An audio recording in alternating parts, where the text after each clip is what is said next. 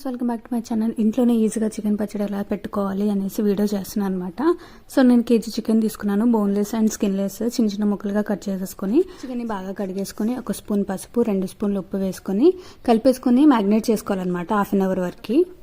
4 స్పూన్లు ధనియాలు, 1 స్పూన్ జీలకర్ర, 10 లవంగాలు, 4 యాలకులు, 2 చెక్క చిన్న చిన్నవి, హాఫ్ స్పూన్ వచ్చేసి మెంతులు, 2 స్పూన్లు వచ్చేసి ఆవాలు. సో ఇవన్నమాట మసాలాలు. ఇప్పుడు మనం వీటిని వేయించుకుందాం. మసాలాల క్వాంటిటీ అంతా నేను కేజీకి తీసుకుంటున్నాను అనమాట. హాఫ్ కేజీ అనుకుంటే హాఫ్ చేసుకోవచ్చు. సగం చేసుకొని మసాలాలు వేయించుకోవాలన్నమాట.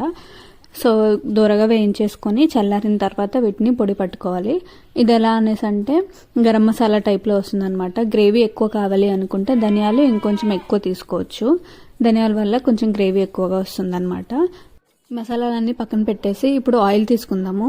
ఒక ప్యాన్లో ఆయిల్ వచ్చేసి నేను ఈ గరిటెతో 4 స్పూన్స్ తీసుకున్నాను అనమాట. 4 గరిటెలు తీసుకున్నాను.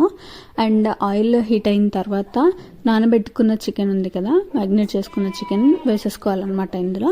అండ్ చికెన్ని బాగా కుక్ చేయాలి. ఎలా అనేసి అంటే చికెన్లో ఉన్న వాటర్ అంతా పోవాలన్నమాట. వాటర్ అంతా పోయి ముక్కలు గట్టి పడాలి అండ్ బ్రౌన్ కలర్లోకి రావాలన్నమాట. గోల్డెన్ బ్రౌన్ కలర్లోకి రావాలి.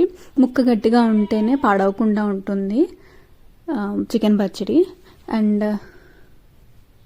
సో బ్రౌన్ కలర్ వచ్చిన తర్వాత చికెన్ని తీసి పక్కకు పెట్టుకోవాలన్నమాట. కొంచెం చల్లారేంత వరకు.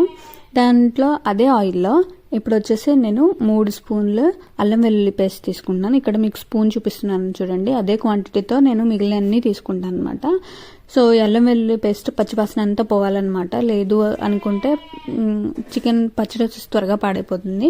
సో పచ్చివాసన పోయేంత వరకు వేయించుకున్న తర్వాత వేయించుకున్న చికెన్ కూడా వేసుకోవాలి. 3 స్పూన్లు గరం మసాలా వేసుకోవాలి. అండ్ అలాగే అదే స్పూన్తో 3 స్పూన్లు ఉప్పు వేసుకోవాలి.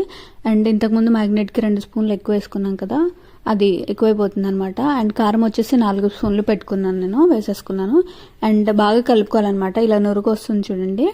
సో అప్పుడు ఆఫ్ చేసేసుకోవాలి. చల్లారిన తర్వాత నేను 4 నిమ్మకాయల రసం పిండేసుకున్నాను ఇందులో.